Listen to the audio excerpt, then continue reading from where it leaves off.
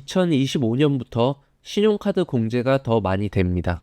그리고 자녀가 둘 이상이라면 공제 한도가 한 번 더 올라가고 보육수당도 자녀 수만큼 소득공제, 게다가 월세도 맞벌이 부부가 각각 따로 공제받을 수 있도록 바뀝니다.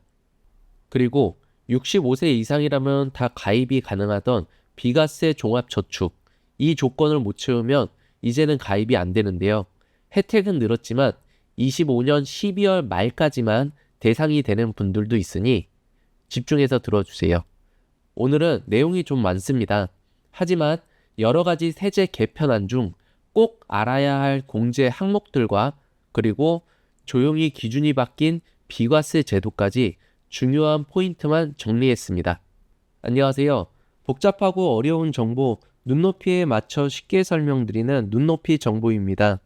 영상이 도움이 되신다면 구독과 좋아요는 제게 큰 힘이 되오니 부탁드릴게요. 오늘 내용은 실생활에서 누릴 수 있는 혜택들만 정리해 놨으니 집중해서 들어주세요. 일단 목차부터 설명드리겠습니다.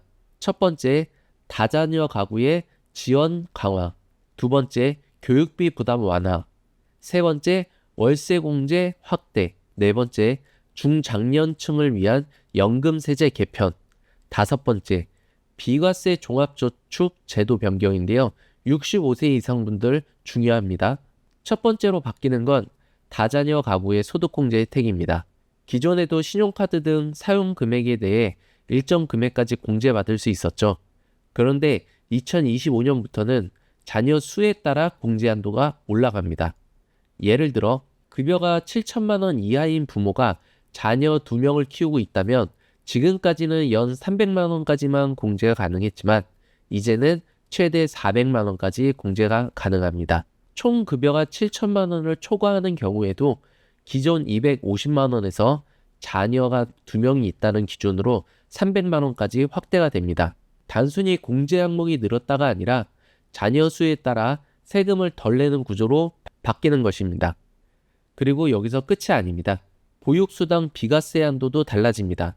지금까지는 자녀가 몇 명이든 상관없이 6세 이하 자녀에 대해 월 20만 원까지만 비과세였는데 앞으로는 자녀 1명당 20만 원으로 바뀝니다. 예를 들어 6세 이하 자녀가 2명이면 기존에는 20만 원까지만 받던 비과세가 앞으로는 40만 원까지 비과세가 되는 겁니다. 쉽게 말해 자녀가 많을수록 세 부담은 줄어들고 현실적인 양육비 지출에 대한 세금 혜택은 커진다는 의미입니다. 두 번째는 교육비 관련 세액 공제 확대입니다. 이번 개편에서는 초등학생부터 대학생까지 가정의 교육비 부담을 덜어주는 방향으로 제도가 바뀝니다. 먼저 초등학교 1, 2학년 자녀를 둔 부모라면 반가운 변화가 하나 있습니다. 기존에는 학원비 공제 대상이 취학 전 아동에만 국한됐습니다. 즉, 초등학생이 되면 학원비에 대한 세금 혜택은 받을 수는 없었는데요. 이제부터는 초등학교 1, 2학년 자녀의 예체능 학원비도 교육비 세액공제 대상에 포함됩니다. 예를 들어 초등학교 1학년 자녀가 피아노 학원, 태권도 도장을 다닌다면 그 학원비 지출도 15% 공제를 받을 수 있다는 뜻입니다. 실질적으로는 연간 최대 300만 원 한도 내에서 공제가 가능합니다. 그리고 또 하나, 대학생 자녀의 교육비 공제 요건도 완화됩니다. 지금까지는 자녀가 알바를 조금이라도 하면 예를 들어 연소득 100만 원만 넘어도 부양가족으로 인정되지 않아 교육비 세액공제 대상에서 제외됐습니다. 문제는 요즘 대학생이라면 카페, 배달, 과외 등으로 소득이 조금씩은 있다는 점인데요. 이제부턴 이런 소득 요건 자체가 아예 사라집니다. 즉 자녀가 아르바이트를 했더라도 부모가 낸 등록금에 대해 15% 세액 공제를 받을 수 있게 된 겁니다. 대학생 1인당 연간 최대 900만 원까지 교육비 공제 대상이 됩니다. 결국 이 개편의 핵심은 부모가 직접 부담한 교육비에 대해 자녀의 소득 여부에 관계없이 실질적인 혜택을 주겠다는 겁니다. 세 번째, 월세 세액 공제가 어떻게 바뀌는지 살펴보겠습니다. 그동안 월세 세액 공제는 총 급여 8천만 원 이하의 무주택 세대주만 받을 수 있었습니다. 그런데 맞벌이 부부가 근무지 때문에 따로 거주하는 경우는 한 사람만 공제를 받을 수 있었는데요. 이제부터는 부부가 각자 거주지를 가지고 있어도 각자 월세 세액 공제를 받을 수 있게 됩니다.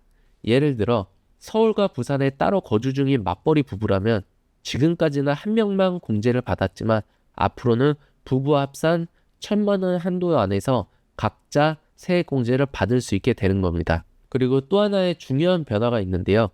기존에는 전용 면적이 수도권 기준 85제곱미터 이하, 그 외 지역은 100m 이하여야 공제가 가능했는데 이제부터는 세 자녀 이상 다자녀 가구에 한해 지역에 상관없이 100제곱미터 이하 주택까지 공제가 가능해집니다.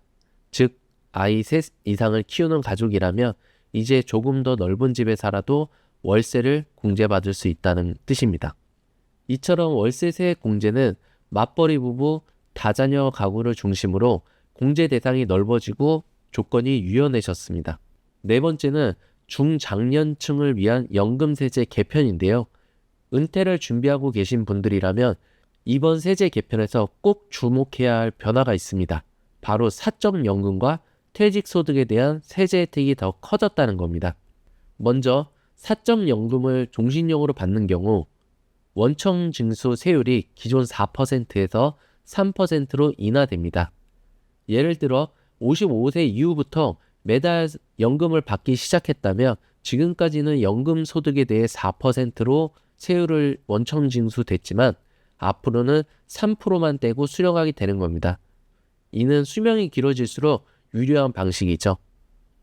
또 하나 중요한 변화는 퇴직 소득을 연금 계좌에 넣고 오래 나눠 받을수록 세금 감면이 더 커진다는 방식으로 개편됐다는 점입니다.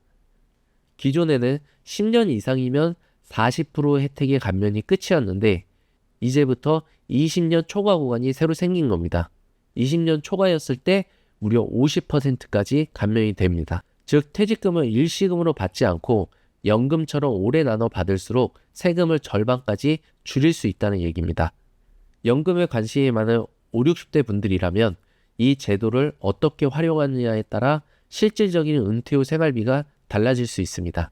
마지막으로 바뀌는 내용은 비과세 종합저축 제도입니다. 이 제도는 주로 65세 이상 노인, 장애인, 기초생활수급자 등 취약계층을 대상으로 적용되며 이자나 배당소득에 대해 세금을 면제해주는 제도입니다. 현재는 한 사람당 최대 5천만 원까지 예금이나 투자를 해도 그에 따르는 이자 배당 소득에는 소득세가 붙지 않았었는데요. 이번 세제 개편에서는 이 제도의 적용 기한을 28년까지 3년 더 연장해주지만 이제는 단순히 65세 이상이라는 이유만으로 가입이 불가능합니다. 65세 이상이어도 실제로 기초연금을 받고 있는 사람만 가입이 가능하도록 바뀌었는데요. 이건 26년 1월부터 적용된다고 합니다. 우리나라의 30% 정도는 기초연금에 제외된다고 하던데 내가 소득이 높아 기초연금 대상이 아니라면 올해 12월 말까지 가입이 가능하니 바로 은행에 가셔서 문의하고 가입하셔야겠습니다. 정부는 재정 지출을 효율화하고 진짜 취약 계층에게 혜택이 집중되도록 제도를 조정한 것인데요. 이번 세제 개편안은 다양한 공제들이 추가되었습니다. 잘 챙기셔서 혜택 받아가시길 바라겠습니다. 오늘 영상이 좀 길었습니다. 그래도 끝까지 시청해 주셔서 감사드리고요. 영상이 조금이나마 도움이 되셨다면 구독과 좋아요로 다양한 정보 받아가시길 바라겠습니다. 마지막으로 요즘 2차 숙박 페스타 지원이라고 해서 여행 숙박비 최대 5만원 지원과 어르신 스포츠 활동비 15만원 지원 혜택이 있는데 모르셔서 못 받아가시는 분들이 많습니다. 제 채널 오시면 영상이 있으니 혜택 챙겨가시고요. 마지막에 관련 영상 띄워드리도록 하겠습니다. 감사합니다.